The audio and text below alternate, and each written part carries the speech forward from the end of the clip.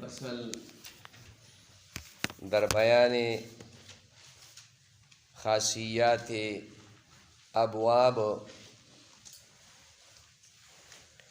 بدان کے سی باب اول ام الابوابند و در کثرت خصائص متساویت الاقدام لیکن مغالبہ خاصہ نسوراست. دا باب پا بیان دا فصل پا بیان دا خاصیاتو دا ابوابو کے دے. دا خاصیات یا لفظ دے دا خاصتن جمع دا یا دا خاصیتن جمع دا مناسب دا سی دا چه دا دا جمع دا خاصیتن شی او الف تیپ که دا جمع دا پارا راغی نو خاصیات شو یا دا جمع شی دا خاصیتن اغا صیغه دا اسم فاعل دا خاصتن اغی کی بیا دا دی سواد پا سواد کے ادغام کیگی نو خاصتن ویلے کیگی او دا صیغه دا اسم فاعل بیا وسر رستو یہ نسبتی راشی نو خاصیتن شی سشی پا دی سواد کے ہم ادغام دے دا مشدد دے او پا دی یا کے ہم ادغام دے دا ہم مشدد دا نو خاصیتن بشی اصل کے لگون دے مخ کے تے واپس لارشا نو خاصیتن بشی خاصی ادغام بنا کہلا چتا تر دے لفظ اصل معلوم شی مثال بیشی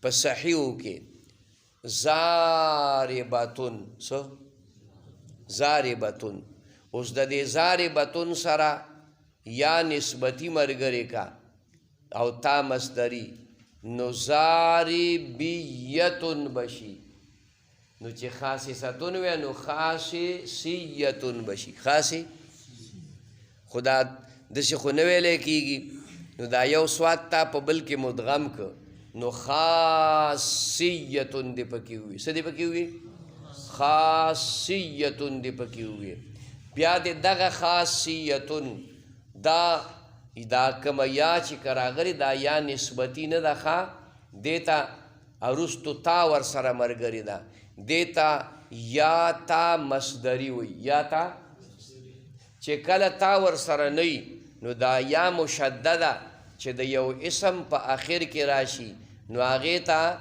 یا نسبتی ویلے کی گی یا او چی کل ورسر رستو تا راشی نو خاصیتن زاربیتن وغیرہ وغیرہ دا بیا نسبتی نوی بلکہ دیتا یا تا مصدری ہوئی یا تا مصدری چی کم دے نو ورطا ویلے کی گی نو دا لفظ دے دا اسم فاعل خوچ کلا یا تا مصدری و سر راغ نو معنی دا مصدر شوا بیاد معنی دا چا شوا دا مصدر شوا لخوا او یا دا خصیصتن جمع دا یا دا خصیصتن دا پا یو معنی بانی مستعمل دی خاصتن خاصیتن خصیصتن دا طول پا یو معنی باندے مستعمل دی که دا مناطقو پا مذہب باندے عملو کے نو بیا دا دی معنی دا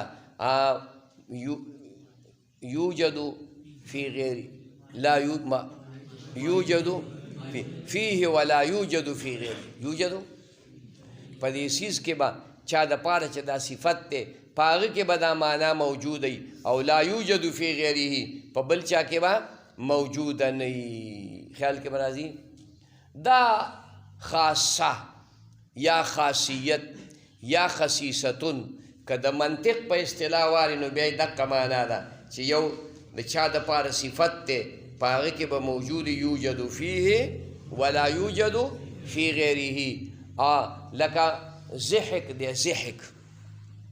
ضحک یو صفت دی چې دا په انسان کې موجود دی، هر حیوان کې نه دی، په حیوان ناطق کې دی، په حیوان غیر ناطق کې موجود نه دی. لکه نطق چې صرف په انسان کې موجود دی، نطق په انسان کې موجود دی، خو په خر کې نطق موجود نه دی، او په بل حیوان کې نطق موجود نه دی. نطق خاصه چې په انسان کې موجود ده، نو خاصه ویل کېږي. د موږ مثال پیش کړه د ضحک. ضحک چې کوم دی ادراک د امر عجیبه ته وایي. ادراک یعنی یو ناشنا او عجیبه کارو شي، نو د هغه نه د دې انسان په دې بدن کې یو کیفیت جوړ شي، یو کیفیت راشي، هغې ته وایي ضحک. هغې ته څه وایي؟ ضحک وایي. ناشنا کارو ویني که نه، هغې ته څه وایي؟ ضحک ویلی کېږي. خیال کې مراله.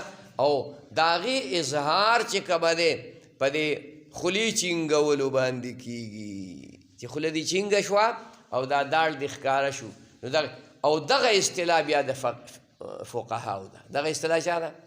د فقهاو ده، چې فقها وایي دومره ضحک دې وکړو او په مانځه کې دننه دې وکړه، نو اودس هم مات شو، مونځ هم مات شو. بار په خندا مونځ نه ماتېږي، د مانځه نه بار په خندا باندې هر شی چې ثابت شي خلاف القیاس نو خاص وي په مورد خپل پورې. په دې پوهېږي؟ کنځل خو نه دي که یو شی ثابت شو خلاف القیاس نو خاص وي په کوم ځای پورې؟ په کوم ځای کې چې راغلي هغې ته مورد وي، کوم ځای کې چې واقع شوي. نو دا خندا د نبی علیه السلام زمانه کې په مانځه کې دننه صحابه کرامو وکړه. اوس که د مانځه نه باري نو بار خو خلک خاندي، په هغې اودس نه ماتېږي، په هغې اودس مانځه کې دننه دې خندا وکړه اودس به دې پرې مات شي. هغې سره زمونږ څه کار نشته په دې مقام کې.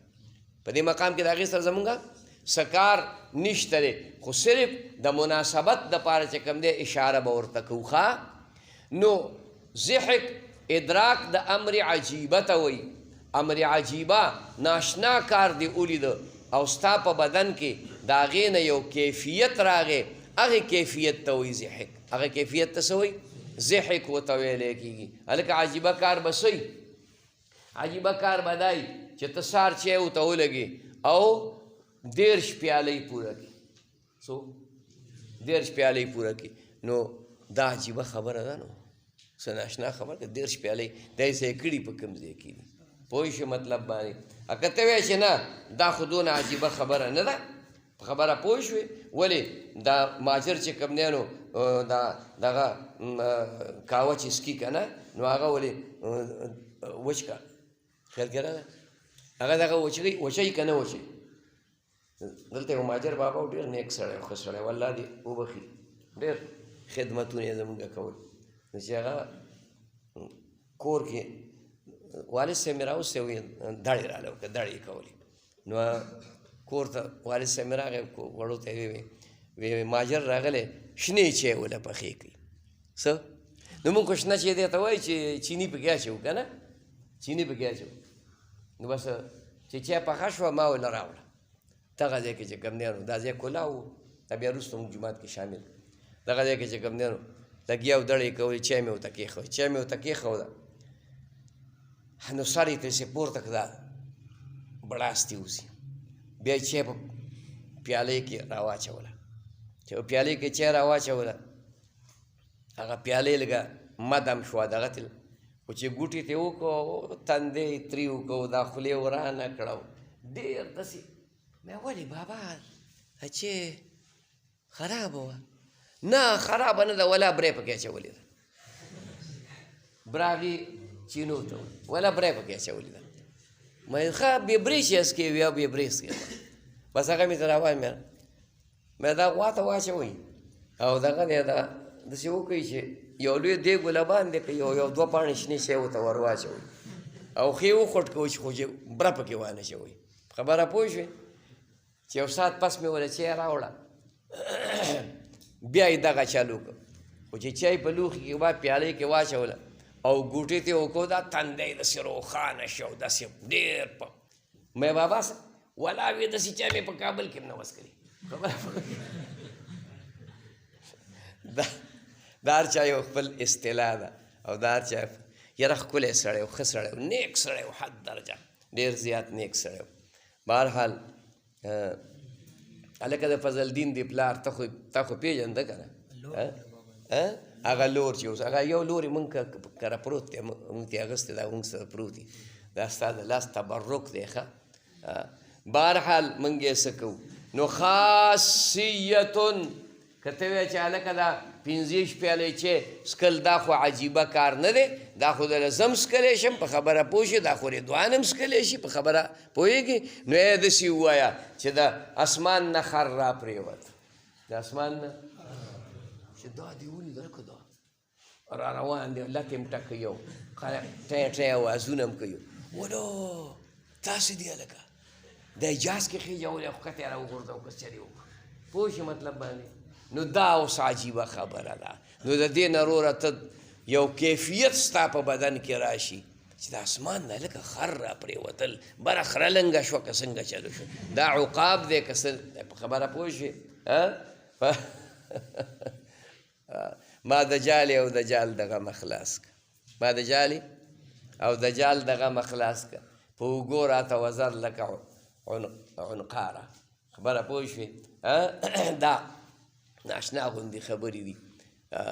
یو دغه عنقا مرغۍ ده ښه عنقا څه هغه جاله نه جوړوي هغه جاله نه جوړوي خبره پوه شوې هغه ځي په هوا الوځي نو هګۍ په دې هوا کې واچوي په دې هوا کې شار بیخه په دې هوا کې هغه ته توجه کوي دغې ته توجه ویلی کېږي او په هوا کې د هغې نه بچی جوړ شي او هغه هم په الوتو شي هغه هم په الوتو شي په خبره پوه شوې ما د جالې او د جال د غمه خلاص که دعا کوي څوک ملا دعا کوي په خبره پوه شوې ما د جالې او د جال د غمه خلاص که په اوږو راته وزر لکه عنقاره او چې د زړه راکه اوس ما ته د زړه تاب را په دې جام کې د یقین هغه شراب را او هر یو رګ مې تاو تاو د غوږو تاو که په سینه ډکه په ژړا لکه رباب را او چې د سره او سپین څه کوم عشق راته دولت را او کچرې راکوي حبش صفت را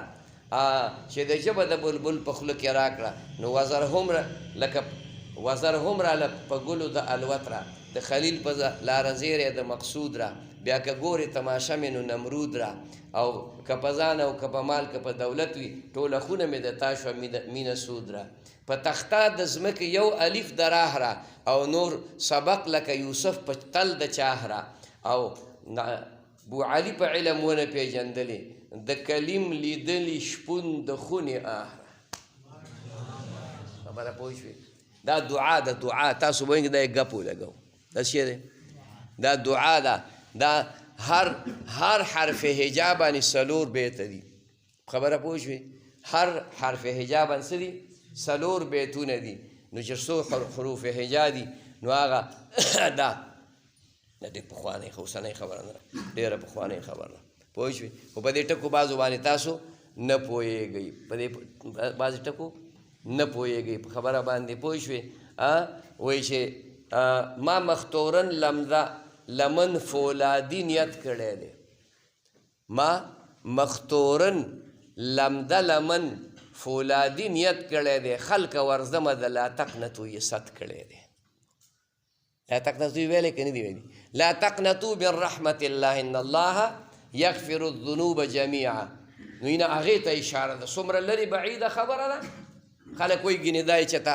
سندره وویله نه نه نه نه ما مختورن لمده لمن ګناه ته ویلی کېږي لمده لمن چا ته ویلی کېږي ما مختورن لمده لمن فولادي نیت کړی دی خلکه ورځمه د لا تقنطو یې ست کړی دی که د مجنون په سر و اسمانونه بره نیت مې د تللو لا د دې نه نور اوچت کړی دی خبره پوه شي اسمانونه هم اوچت تلی شمه خو که محنت دې وکړه مونږ یې څه کړو څه مې ته ووې خاصیتون نو دا ما یوجد فیه ولا یوجد فی غیره ته ویلی کېږي لکه ضحک شو مثال په طور په انسان کې ضحک په بل چا کې چې کم دی نو نه راځي دلته مراد هلکه د خاصتون نه څه شی دی وایي د خاصتون یا د خصوصیتون یا د خاصیتون نه مراد دا دی چې هغه معنا چې هغه ماده سره د هیئت نه په هغې باندې دلالت کوي نو هغې ته ویلی کېږي خاصه. ماده سره د هیئت نه، مادې نه مراد خو حروف اصلیه دي، مادې نه مراد څه دي؟ حروف اصلیه دي. او د هیئت نه مراد هغه خاصه صیغه ده د افعلو، خیال کنه د باب افعال، د باب تفعیل، د فاعلا، د فاعلا. دا مراد د دې نه هغه معنا ده چې دا ماده چې کوم دی سره د هیئت اصلیه نه، سره د هیئت نه د فعل وغیره د په هغې باندې دلالت کوي، دغې ته چې کوم دی خاصیت ویلی کېږي. په دې لفظ کې چې کوم دی په دې باب کې تا ته خاصیت د ابوابو ذکر کوي نو وی فرمایل درته بدعن کې پوه شه. سی باب اول ام الابواب اند درې اولنی بابونه ام الابواب دي. د درې اولنی بابونو نه مراد هر هغه درې بابونه دي چې په هغې کې د ماضي او د مضارع د عین کلمې حرکت بدلی. لکه ضربه یضربو یو باب شو، نصر ینصرو بل باب شو، سمع یسمعو بل باب شو. دا اختلاف د حرکاتو دا دلالت په کثرت باندې کوي.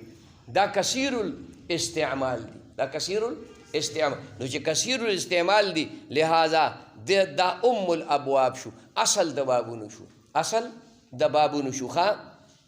و در کثرت خصائص متساویت الاقدام او په اکثرو خصوصیتونو کې، په اکثرو خاصیتونو کې متساویت الاقدام یو شانتی عمل کوونکي دي. یعنی خاصیتونه ټول یو شانتی دي، خاص فرق پکې نشته. لکه لون و عیب دی پکې مثال په تور یا څخه، لیکن مغالبه خاصه نصراست. لیکن مغالبه چې کوم ده دا خاصه د نصوره ده، مغالبه خاصه د نصوره ده. هغه مغالبه څه ته وایي؟ وهي ذکر فعل، ذکر کول د فعل دي بعد المفاعلة، پس د باب مفاعلینا لاظهار غلبة احد الطرفین المتغالبین، د پاره د اظهار د یو د طرفینو متغالبینو. لکه دا مثال چې خاصمنی فخصمته و یخاصمونی فاخصموه. ګوره فکر وکړه خبرې ته. مغالبه غالب یغالب مغالبتن، مغالبه چې کوم دی په یو بل باندې غلبه کول، با یک دیگر غلبه کردن، په یو بل باندې غلبه کول.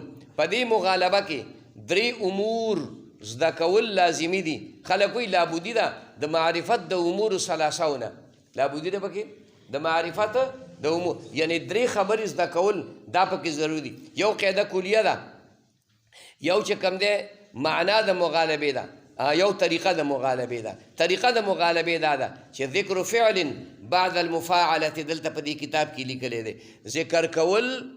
ذکر کول د مجردو دي، ذکر کول د مجردو دي پس د باب مفاعلینا د پاره د دلالت کولو، د پاره د اظهار د غلبې د یو د طرفینو متغالبینو. دوه څیزونو مغالبه کړي په یو بل باندې، مغالبه کړي. نو چې مغالبه کړي ده نو کم یو غالب شوی دی د هغې دپاره باب مفاعله چې کوم دی نو هغه ذکر کړي رستو، او اول په د باب مفاعلې د ذکر کولو په وجه باندې اشتراک راشي، مشارکت راشي، او بیا د هغې دپاره وروستو مجرد ذکر کې چې ده غلبه کړې ده او ده نه ده کړې. خبره پوه شئ، ذکر کول د باب مفاعلې دي، وروستو ذکر کول د مجردو دي، وروستو د باب مفاعلې دا عبارت چې کوم لیکلی هم دغه معنا یې ده د پاره د اظهار د غلبې د یو د طرفینو متغالبینو. یو بل قاعده کلیه پکې دا ده چې که چرتې ته دا مغالبې دا معنا په تیره شوې زمانه کې اغستل غواړې نو دواړه بابونه به نقل کې ماضي ته، هم مجرد او هم چې کوم دی باب مفاعله. او که په آینده زمانه کې دا معنا د مغالبې اغستل غواړې نو بیا به دواړه بابونه نقل کې مضارع ته به نقل کې، مجرد به مضارع ته نقل کې، باب مفاعله به هم مضارع ته نقل کې. اوس چې کله دا مثال راشي نو په هغې کې د زه چې کوم دی نو پوهیږم په خبره باندې پوه شي. ښایي او قاعده کلیه پکې دغه شوله.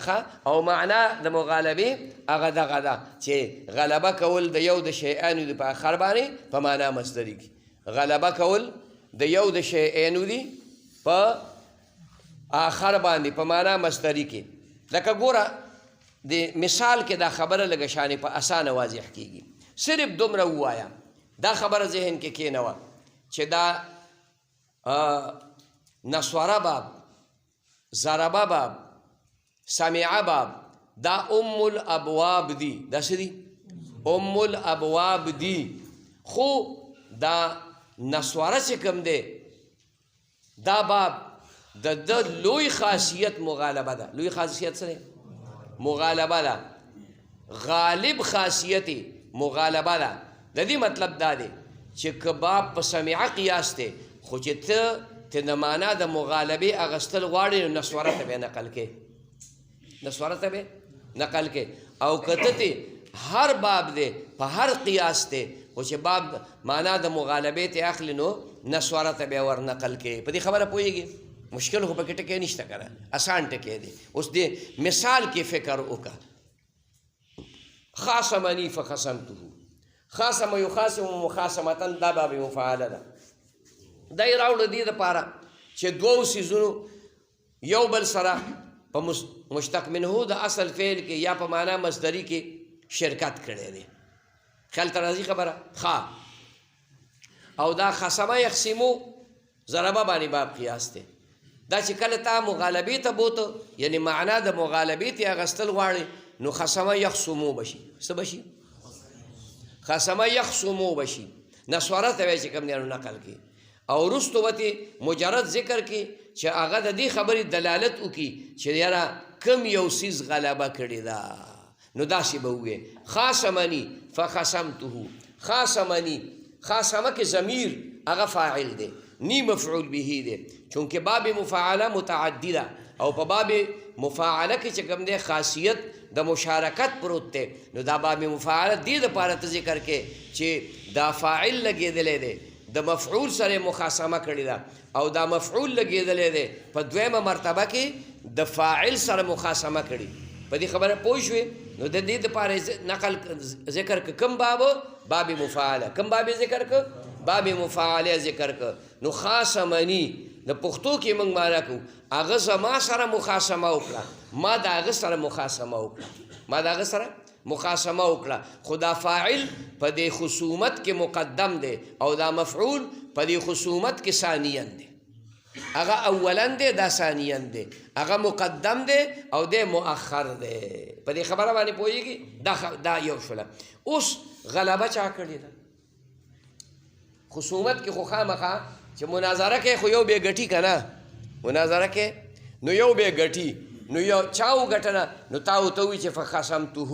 خاصمني هغه سړي زما سره مخاصمه وکړه، ما د هغه سره فخصمته ما پې غلبه وکړه فغلبته فی الخصومة.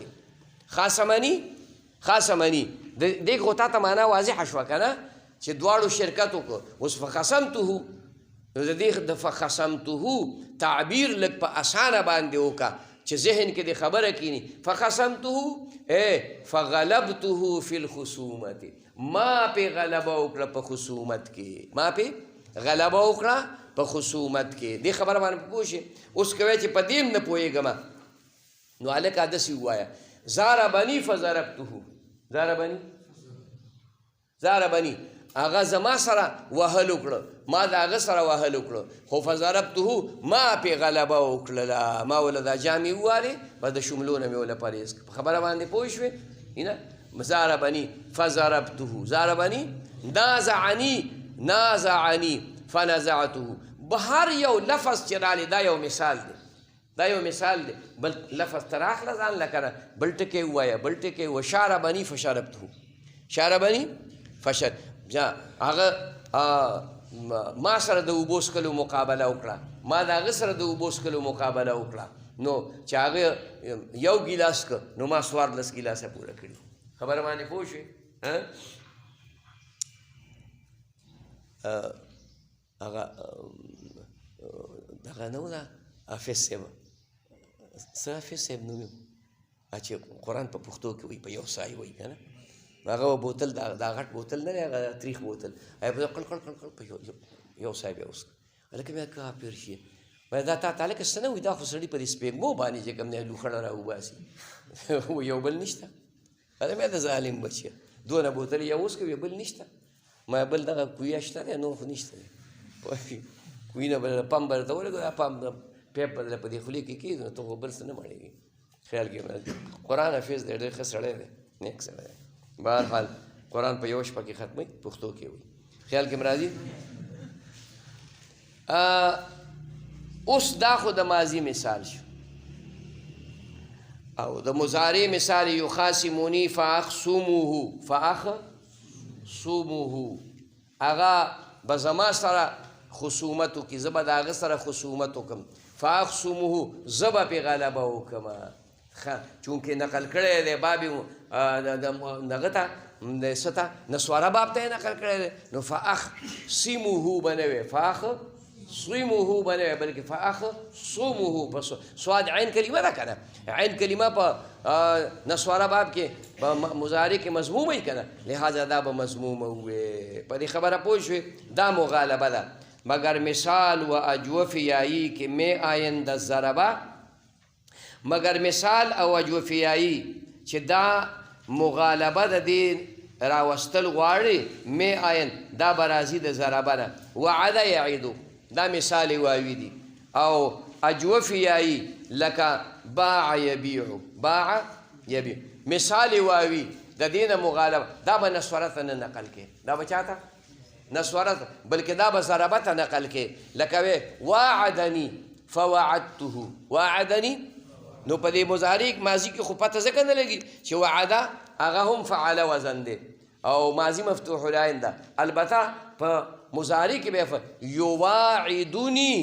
یواعدوني فاعده څه به فاعده به نه وی نسواره ته به نه نقل کې هلکه ولې وایي ځکه چې په مخ د ځمکې مونږ تتبع کړې ده استقرا مو کړې ده خو مثالم په نسواره باندې نه دي پیدا کړي مثالم په نسواره باندې نه دي پیدا کړي اوس که ته اعتراض وکړې چې طالب راشي په شافیه کې چې هلکه وجده یجدو نه راغلی نو هغه ته مخکې ته دا شاذ دي دا خلاف القیاس دي مخکې ته څه ویلي دي چې دا شاذ دي خلاف القیاس دي نو مثال دا چې د دې نه ته مغالبه اخیستل غواړې نقل کې به ضربه باب ته ځکه چې ضربه په دې کې کثیر دی او نسواره پکې نشته ضربه پکې کثیر دی غالب دی او نسواره پکې نشته نو ضربه ته به نقل کې دغه رنګې اجوفیایي اجوفی شاذ نادر به یو بابي چې هغه به چېرته په بل چا باندې قیاسي ورنه دا هم په ضربه باندې قیاس دي بله خبره پکې دا ده چې که چېرته دا په ضربانو د ضربه نه علاوه په بل چا باندې هم ته قیاسې په مغالبه کې به خامخا ضربه ته ځکه نقل کې چې بیا به د یایو او د واویو التباس راشي د یایو لکه ته وې بایعني خیال کې راله فبعته خو ټیک دی که نه اخو صحیح خبره ده باع یبیعو هغه زما سره بیعه وکړه ما د هغه سره بیعه وکړه فبعته زه پې غالب شوم فغلبته فی البیع په بیعه کې پې زه غالب شوم دا کتاب ما په دې ملا خرڅو خیال کې راله کتابو د 100 روپو ما ورته وی دا خو زه په 1400 روپۍ خرڅوم د هغه ضرورتونو د هغه د ضرورت نه مې غلطه فایده واخیستله نو ګران مې پې خرڅ کړ نو بیا دې څه ووي چې بایعني فبعته ما پې غلبه وکړله اوس چې نقل کې مضارع ته نو داسې به یبایعني فابوعه به نه وی که دې ووي نو یایي واوي شو که نه شو یایي واوي شو لہذا فابیعه بوی بایعني یبایعنی هغه زما سره چې کوم دی بیعه به وکړي زه به د هغه سره فابیعه خو زه به پې غلبه کومه ځکه زما چالاکي دا ډېره ده پوه شوې په دې بیعو کې په دې میلو کې دا خرڅول اخیستل چې څوک کوي که نه نو دا ډېر زیات چالاک وي او ډېر هوښیار ځان ډېر پوهه چې کوم دی نو حسابوي مونږ ناستو په یو ځای کې نو دوه ماجر راغله نو قالین یې په اوږه یو سر یو اچولی او بل سر بل په اوږه اچولی چې راغی چې هلته راښکاره شو. نو ما ملګري سره ناست و، هغې ته مې وویل چې هلکه د شو د بړبوک زامنو تاسو په څه نه پوهېږئ، د دې سړو سره به بیه زه کومه، تاسو دغه مه کوئ. چې کېناستل، خیر په خیره مو وکړو، هلکه اوبه ورله راوړئ، اوبه یې وڅښلې. نو ما یم ووایه که نه یار قالینه په څو ده؟ هغې ورته قالینه وایي، مؤنث استعمالي. وی قالینه خو والا معلم صاحب تا لبه په 15,000 درکو، 15,000. نو ما ورته وی چې یو کار وکړه په 1500 یې راکړه. نو هغه ملګرو هم ماته چې بد وکړل چې خدای دې بیا خو نه باز 15,000 او 1500 دا څه مناسبت؟ مې تاسو صبر وکړئ که نه، غږ مه کوئ. مړه کېدله هغه یو 15,000 یک دم را وغورځېد، وی 15,000 بیا درکړه. ما وی یاره که په 600 یې راکړې مړه کېده زه 800 ته وختم، هغه 15,000 ته راکوشېد، 15,000 نه کم دی ته راکوشېد. ما وی خدایه که اوس خوځې نو خو سوځې، که یو سل نورې سیواکې درکوي دله، او دا شی چې کوم دی شی نه دی، شی به را په اوږه شي، مرداره په اوږه کول یې د قدرت نه دی زار شم. ما ته وایي معلم صاحب وایي زیاتې دی که نه، موږ هم ډېره خواري کوو. موږ هم ډېره خواري خبره پوه شوې. آقا ځان مې ته نور را غونډ کړو چې هغه لاړل. نو ملګري ما ته وی موږ خو وی که ته ملا سړی په څه نه پوهېږي، مې د شوده زویه زه به دې سیند ته تږی بوځم، غوپه به هم درکړم، بیا به دې هم تږی راولم، خو موږ ځان نه راښکاره کوو. دا ما ته پته ده، دې قیمتونه ما ته معلوم دي. دا اوس د 15,000 نه هغه 1500 ته راکوز شو، که زه ورته 200 ورختلی په 1000 روپۍ راکوم، پوه شوې. نو بیا به دې په دې څه کول؟ لکه وایي دا خو دې ناشنا خبره وکړه. دا فبایعني یبایعني فابیعوه، یبایعني بایعني فبیعته، یبایعني فابیعوه. ښه دا به وی که می آینده ضربه، چې دا د ضربه نه راځي.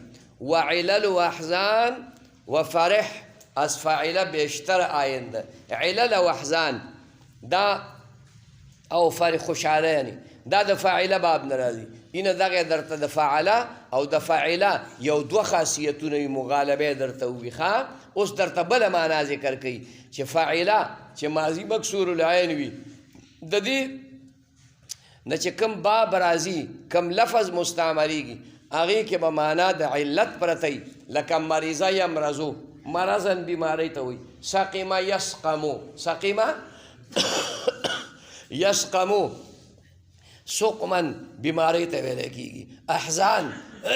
احزان د حزن جمع ده، احزان د حزن جمع ده. حزن یحزنو،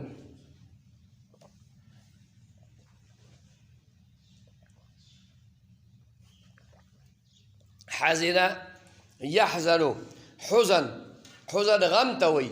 حزین فعیل په وزن د دې نه صفت مشبه مستعمل شوی. حزین غمجن ته ویلی کېږي، حزین غمجن ته ویلی کېږي. ښه او فرح یفرحو، سمع فرحا د دې نه مصدر راغلی دی، او فرح فاعل په وزن کې صفت مشبه مستعمل شوی دی. ښه نو دا په سمعه باندې، یعنی په ماضي مکسور العین باندې بیشتر آیت ډېر به راځي. و الوان و عیوب و حلا می آیند ازو، او الوان یعنی هغه الفاظ چې په هغې کې معنا د لون پرته وي. عیوب هغه الفاظ چې په هغې کې معنا د عیب پرته وي. حلا هغه الفاظ ده چې په هغې کې معنا د زینت او د حسن پرته وي. دا د سمعه باب نه، سمعه نه یوازې نه، یعنی د ماضي مکسور العین نه به راځي. لکه لون راغلی دی، سویده یسودو، سویده یسودو لون دی. یا کدیره یکدرو، خړوالی رنګ دی. شهبه یشهبو، خیال کې معنا سپینوالي پړقېدلو ته ویلی کېږي.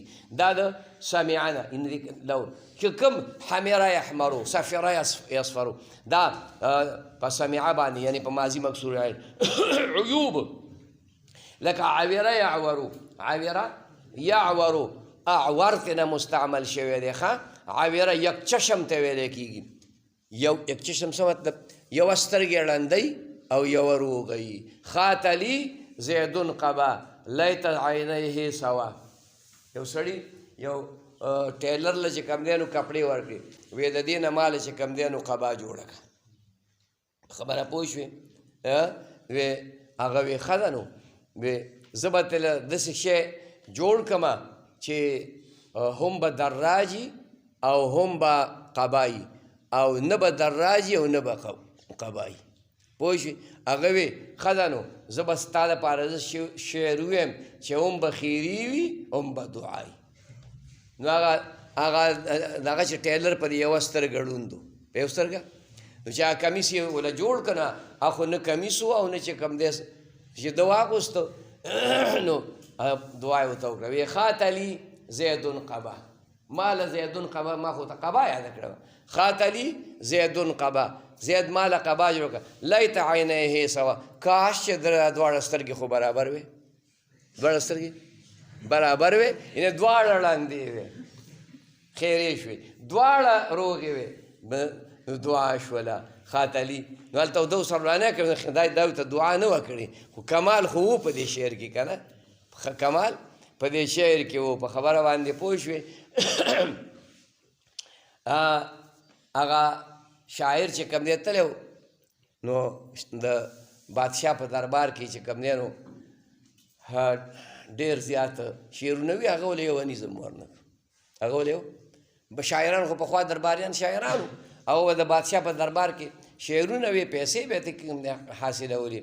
نو هغه وی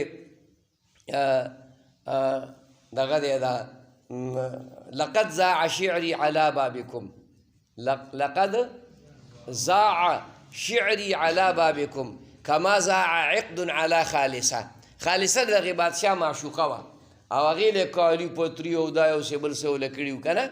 نو وی زما دا شعر ستا په دروازه وي داسې برباد شو لکه څنګه چې په دې خالصې باندې دا کالي برباد کړي دي، دا د جړۍ ماسخوتن دی په داسې کچه دا دونه کالي دې ورته اچولي دي.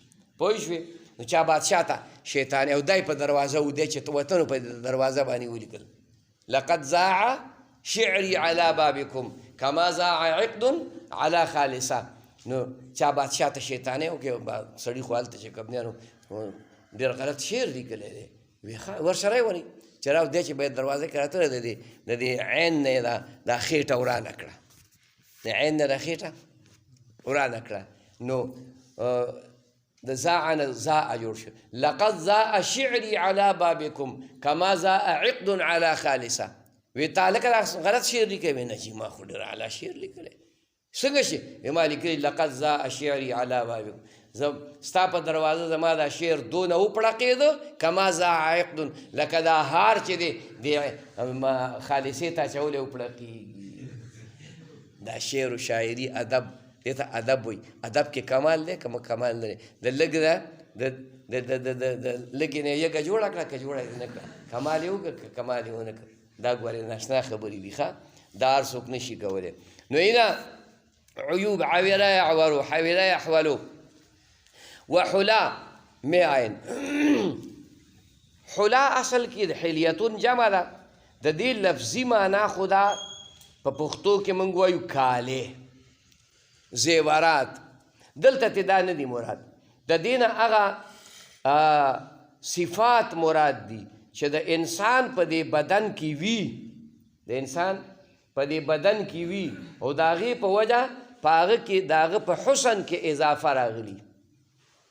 لکه عینه یعینو، عینه عینه کم لفظ دی لکه سامعه فعله ماضي مکسور عین ده که نه. اعین غټ سترګې مولا ته ویلی کېږي چې سترګې غټې وي. ښه، یا بلیجه یبلجو، ابلج فراخ او پړاق تندي واله ته ویلی کېږي. تاسو خیال ته راله؟ دا الفاظ دا هغه د زیب و زینت، دا د حسن علامات دې ته ویلی کېږي، د حسن علامې ورته ویلی کېږي. ښه، دا راځي وحلا می عین ازو د دغې فاعله نه، وچندې په ضم عین نیز آمده، او یو څو پکې په ضمې د عین هم راغلي دي، لکه په لون کې، په عیب کې، په دې کې یو څو چې کوم دی هغه په ماضي مضموم العین راغلی لکه ادومه هم راغلی دی ادیم هم راغلی دی ادومه یعدمو ادیمه یعدمو ادمتون ظاهر طرف ته ویلی کېږي او ادیم د دې نه مستعمل شوی سرمنې ته ویلی کېږي آدم هم د دې نه مستعمل شوی ګندمګون ته ویلی کېږي غنمرنګي ته ویلی کېږي پوه شي مطلب باندې او بل دی سمیره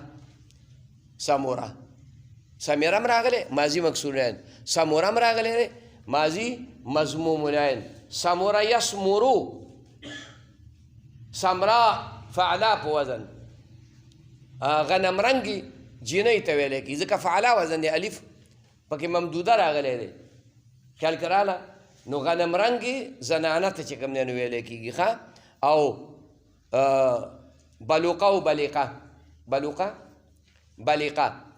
بلیقه سمیعه باندې هم راغلی یعنی ماضي مکسور العین هم راغلی او بلوقه هم راغلی ابلق د دې نه چې کوم دی صفت مشبه د افعال په وزن راغلی دی ابلق وی برک بروک ته څه ته ویل کېږي برک بروک ته ابلق در ابلق به دنیا کم موجود ولی اشکې بتانې سرم آلود یو ځلې دا هارون رشید بادشاه په دربار کې ناست دی نو د ده چې کوم دی په دې دربار کې به شاعران هم نو هغوی دا یو نیم بیتی وي چې در ابلق به دنیا کم موجود برګه ملغلره دا په دنیا کې ډېره کمه پیدا کېږي ملغلره یو رنګي ښه برګه نه نو هغه شاعرانو پې خپل سوچ وکړو خو مزه یې ونه کړه هغې د دې دویم مصره جوړه نه کړی شوله نو ده ورته ووی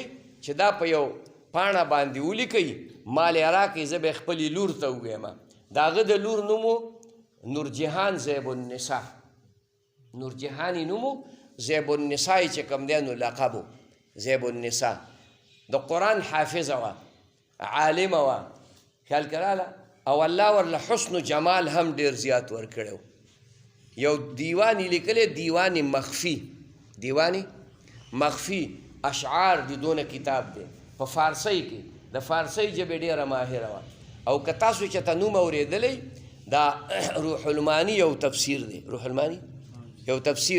هغې په فارسۍ کې ترجمه کړې زیب التفاسیر نوم یې ور ایښودلی د روح المانی په فارسۍ کې ترجمه کړې ښه زیب التفاسیر دا نوم یې ور ایښودلی دی او د قرآن حافظه هم وه او عالمه وه ډېر په پرده کې به چې کوم دی نو ګرځېدله او حسینه هم وه ډېره زیاته ډېره ښکلې وه یو ځل په دې شیشه کې کتل آینه کې نو دا خپلې ښایسته شونډې ولیدلې نو چې دا خپلې ښایسته شونډې ولیدلې ویې من نه مې خواهم زه حلاوت جدا لبم نه غواړم چې زما د دې شونډو نه دا خوږوالی چېرته د بل چا شونډو ته راشي نو د دې هارون رشید بادشاه چې کوم دی نو یو دغه یو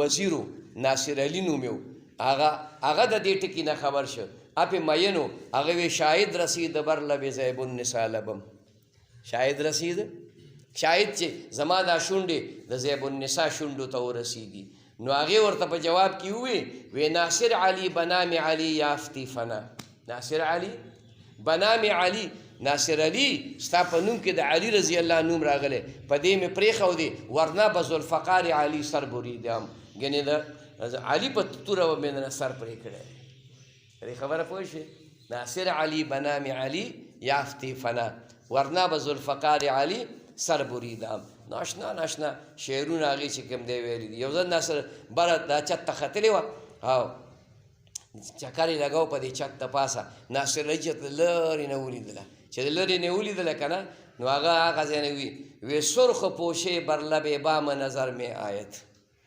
سرخ پوشې بر لب بام نظر میں آیت سرې جامې اغوستې دي د بام د پاسه ما ولیدله نو ده یو ته په جواب کې ولیکل نه به زاري نه به زورو نه به زر میں آیت نه په مینت حاصلولی شي نه په زور او نه په دولت حاصلولی شي نه به زاري نه به زورو نه به زاري نه به زورو نه به زاري نه به زر میں آیت په هیڅ صورت نه نو دا ډیره لویه شاعره وه، ډیره زیاته پوهه وه، علم هم ورسره و او ډیره لویه په پرده کې به هم چې کوم دی نو ګرځېدله. نو هغې ته یې ووایي چې بچیه دا دغه چې کوم دی نو شعر چا رالیږلی دی، شعر شوتی یې کوو. شوتی یې پېژنئ؟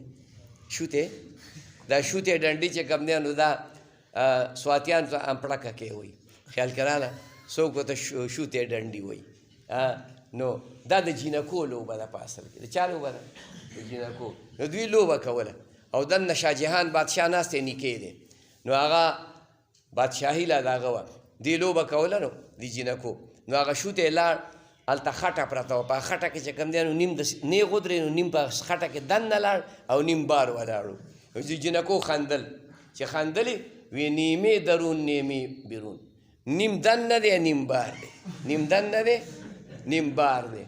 نو دا شور چې یې جوړ کړه که نه، نو بادشاه راووت، غصه دی، څه شور هم جوړ کړی دی.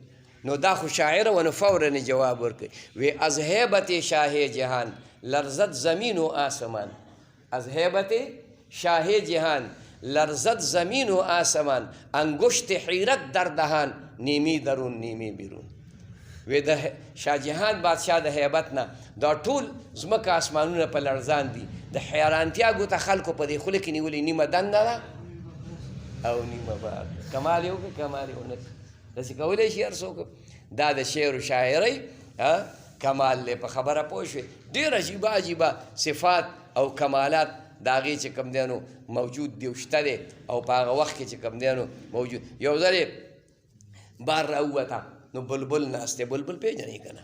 دا بلبل چې کوم دی شور کو، چره چره چره چره چغې والي. نو دا ورته وایي ای عندلی بنادان غوغا مکن دریجه، ای عندلی بنادان غوغا مکن دریجه، نازک مزاج شاهان تابع سخن ندارد. ای نادانه بلبله دلته شور مه کوه، د بادشاهانو مزاج نازکي، د دې غوغا او د دې شور د دې چې کوم دی د خبرو تاب هم نه لري. دا ناشنا خلک و ښه. نو هغې وی چې ښه ده، نو پلار ورله چټ ورکړه چې دې باندې، نو هغې پې سوچ وکړو خو مزه یې ونه کړه.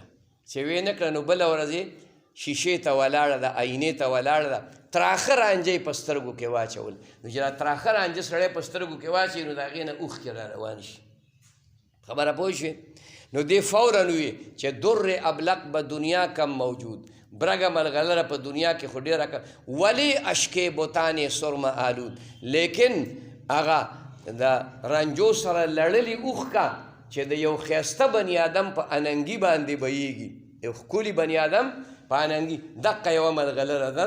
نو دا اوښکه ډېره صفا وي، شفاف وي، او دا رانجه چې پکې خلط شي نو برګه ښکاري، ډېره مزېداره ښکاري. ولې اشکې بوتانې سر، اشک اوښکې ته ویلی کېږي، بوتان ښایسته خلکو ته ویلی کېږي، مسنم حسین دغه معنی ته ویلی، هغه سرمه آلود چې هغې سره رانجه ګډوډ شوي. در ابلق به دنیا کم موجود ولی اشکې بوتانې سرمه آلود. خدای دې بېخونه باسه خو لګیا نو د ابلق نه خبره جوړه شوه که نه، بلوقه او بلیقه نه. اما خاصیت فتحه نست، هر چې خاصیت د فتحه دی هغه دا دی چې عین یا لام او از حروف حلقیه بود، چې عین یا لام کلمه د هغې به د حرف حلق نه وي، بار بار دي ووي. اما رکنی ارکنو من التداخلي، دې ته بعضو شاذ ویلی دي او دو ته تداخل ویلی دی چې دا رکنی ارکنو دی.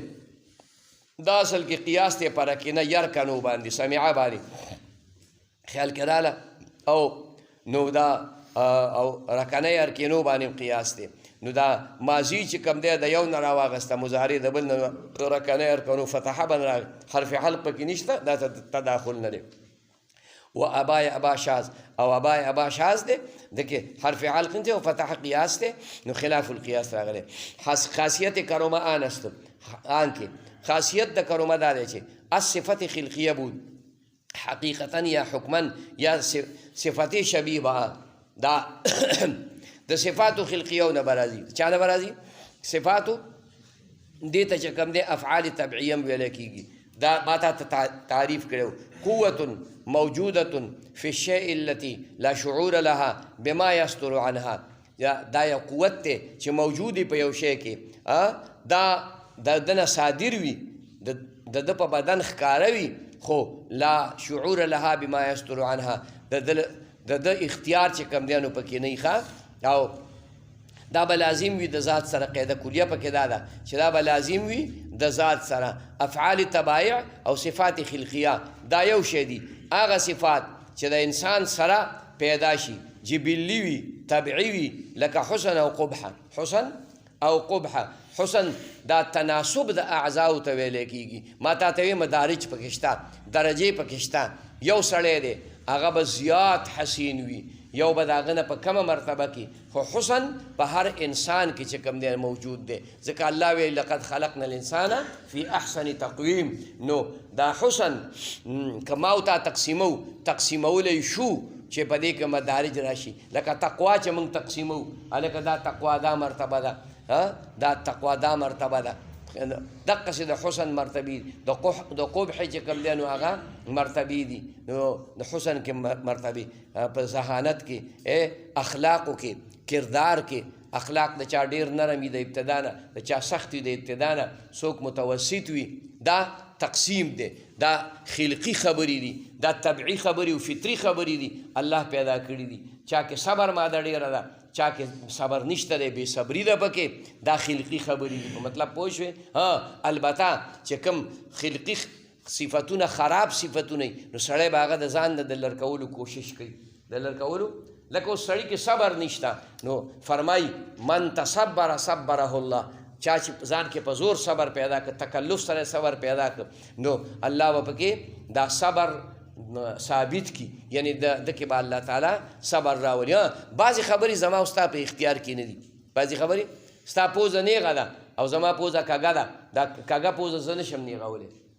تاسو خیال ته راغله د پوزې چې کوم کار دی هغه کار کوي ادارنګې غوږونه دي مخ دی سر سترګې دي دا چې الله په کوم انداز پیدا کړي په دې کې ستا اختیار نشته دی. خو په دې باطینی صفاتو کې باطینی صفات لکه حلم دی لکه اخلاق دي دې کې چې کوم دی نو ته اختیار لرلی شي. په کسب باندې په دې کې تبدیلي راوستی شي په کسب باندې په دې کې تبدیلی چې کوم دی نو راوستی شي. ښه بهر حال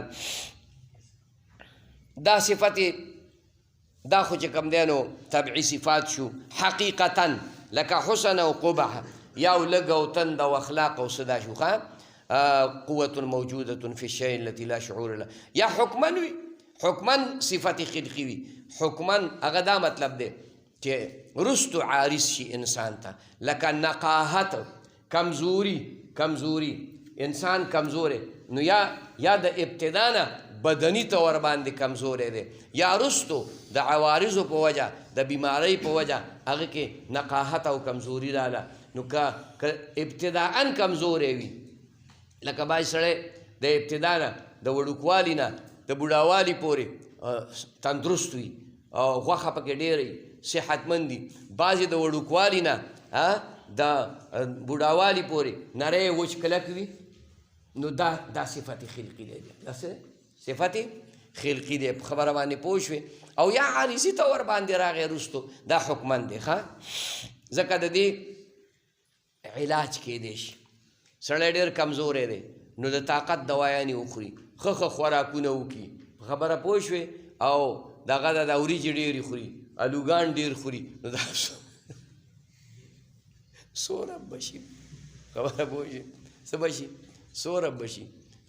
بهرحال یا صفت شبیه یا صفت دی چې مشابهت لري د دې دغه سره چې کوم دی افعال طبعیو سره.